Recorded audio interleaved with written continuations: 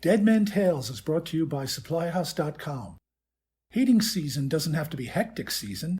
You can get repair and maintenance parts from industry-leading brands delivered quickly to you with SupplyHouse.com.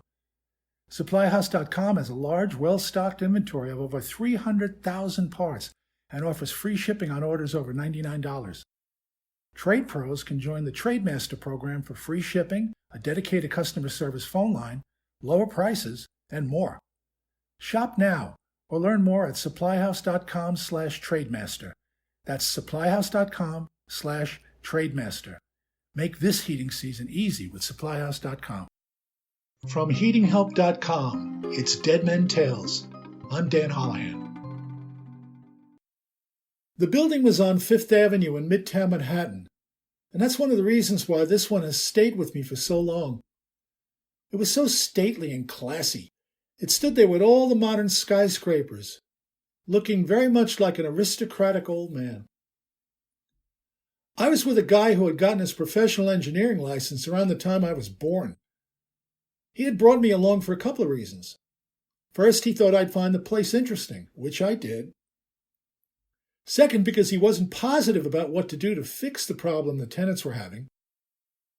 And third, he knew that I had this library of engineering books that reached back to a time when central heating was brand new.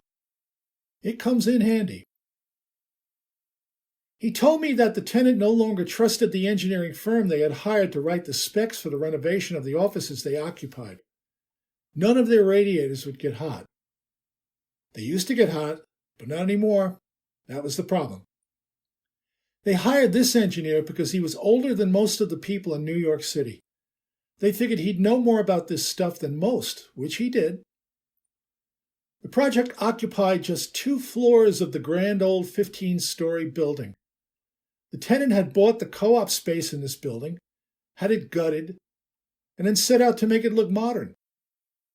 The steam system that heated their 2 floors, along with the rest of the building, however, dated back to ragtime. Folks who buy space in steam-heated buildings often think that if they modernize their space, the old heating system will watch and nod and also become modern. The new folks change the radiators, hide the pipes, and wonder why, with all the money they've spent, things aren't going their way. This shouldn't be happening to them, but it is.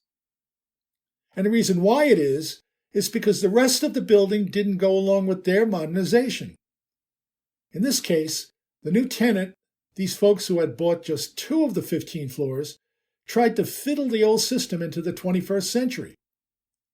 The consulting engineer, eager to please his client, decided to modernize just the portion that concerned the tenant by replacing the old cast iron radiators with sleek European-style panel radiators made of steel with very narrow internal passages. The consultant also added thermostatic radiator traps and thermostatic radiator valves to each radiator. He explained to his client that these modern additions would give them total control over the heat. But when autumn arrived, the only available heat came from their computers. So one guy pointed a finger at another guy who pointed at a third guy who looked around for a fourth guy who pointed back at the first guy, and you know the rest of that story. Which is why the oldest engineer in the city of New York and I were there that day. Which brings us to the story about the elephant. There were these blind men who came upon an elephant for the first time. One blind man touches the elephant's leg and tells the others that an elephant is like a tree trunk. But another blind man touches the elephant's tail and decides that the first blind man is an idiot. An elephant doesn't look like a tree trunk. It looks like a snake. And then up steps the other blind guys. They each grab a different part of the elephant, and each comes up with his own conclusion as to the true appearance of an elephant. None of them take the time to explore the whole elephant, and that's what's causing the confusion and the disagreement. The consulting engineer on this project decided to touch just 2 stories of this old elephant of a building. He saw antique radiators without steam traps and declared that they must add steam traps because all steam systems of the 2-pipe variety require steam traps, which isn't true. I imagine the consulting engineer also decided that the long-dead design engineer was a know-nothing fool.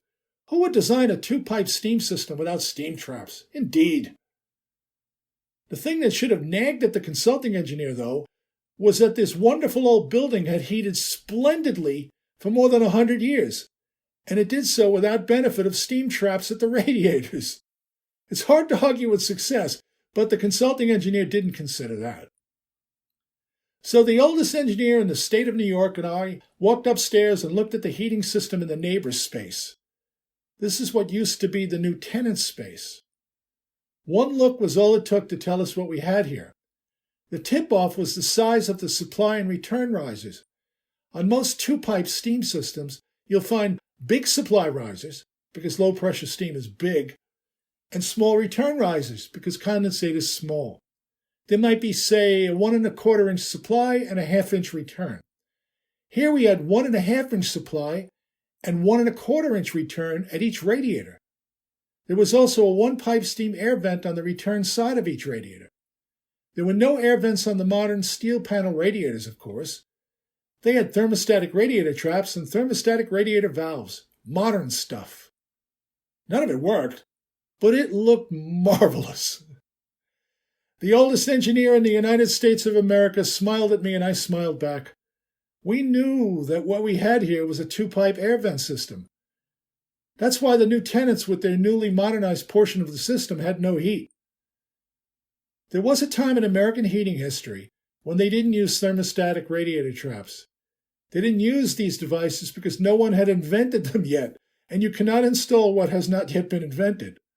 This lack of traps, however, didn't stop the dead men from installing steam heat. They just put in these two-pipe air vent systems which look remarkably like two-pipe direct return hot water systems. The steam leaves the boiler and heads up into the building. It favors the supply lines, of course, because these are usually larger than the return lines by at least one size. Steam follows the path of least resistance. The dead men put an angle valve on each side of every radiator so that the tenants could shut off the heat if it got too warm. The air left the radiators to the one-pipe steam air vents. The steam heated the radiators and the condensate dribbled down the return line. The steam flowed into the return line along with the condensate because there was nothing there to stop it. After a while, there was steam everywhere, and that was perfectly normal for this system. And since there were so few moving parts, these systems lasted for as long as the building stood. But then the consulting engineer came along and decided that he could put a party hat on the elephant while leaving the rest of its body naked. He added the traps to a system that's not supposed to have traps because there's supposed to be steam in the returns. And because of that, the new thermostatic radiator traps shut and stayed shut. He got rid of the air vents on the radiators, even though they were supposed to be there, so the air had no way out of the system. And he added thermostatic radiator valves, which stayed open because the rooms were as cold as Siberia. Steam couldn't enter the radiators because air couldn't leave. And if steam didn't enter the radiators, the condensate would have no way of leaving the radiator because the steam in the return kept the traps closed. The oldest engineer in the Western Hemisphere and I told the tenant that they were either going to have to return to the 19th century, as far as their heating system was concerned, or convince the rest of the tenants in the building to move boldly along with them, and at great expense, into the 21st century. And this being New York City, I'll leave you to imagine what the other tenants had to say about that. Hope you liked that story. And if you did, please share it. And if you haven't already, please subscribe to this podcast. I have many more Dead Men Tales to share with you. And I appreciate you taking the time to listen. It means a lot. Thanks.